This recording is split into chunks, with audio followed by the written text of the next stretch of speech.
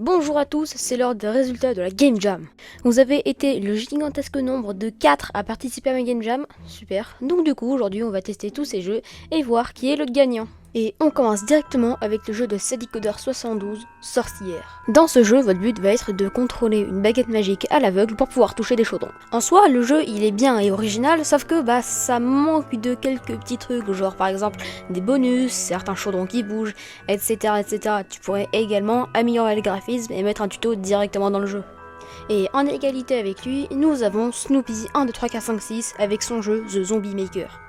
En soi, c'est juste un simple platformer avec des pics, des jump pads, etc., etc. Et une petite mécanique qui nous permet de nous accrocher au plafond. En soi, le jeu est vraiment pas mal, assez frustrant et il est bien fait. Le truc, c'est qu'il y a un éditeur de niveau qui nous permet de créer nos propres niveaux. Alors celui-ci par contre, il va vraiment falloir ajouter un tuto parce que j'ai été obligé d'aller dans le code du jeu pour créer un vrai bon jeu.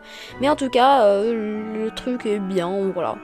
Il mérite également sa 3ème place. En 2ème place, nous avons Bats Panic par Devox. Il a un léger lore que je vous laisserai découvrir par vous-même, et le jeu, c'est juste nous qui nous déplaçons pour esquiver ces sortes de ptérodactyles. Il y en a également des gros qui peuvent arriver, et on a 3 PV. Le but c'est de survivre le plus longtemps possible.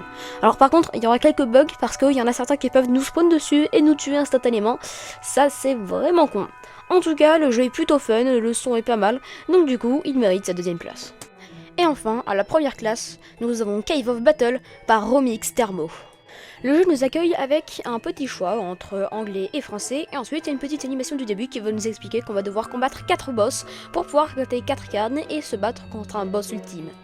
Chaque boss est de plus en plus puissant et à 4 rounds, ils ont tous leurs attaques bien définies, etc.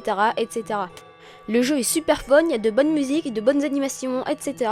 Donc du coup, il mérite clairement sa première place. Et voilà, c'est tout pour cette fois, j'espère que cette vidéo vous aura plu, en vrai elle était plutôt simple, mais c'était juste pour annoncer les gagnants. Merci à tous ceux qui ont participé à cette Game Jam, j'en referai une à mes 200 abonnés, abonnez-vous, mettez la cloche, etc. etc.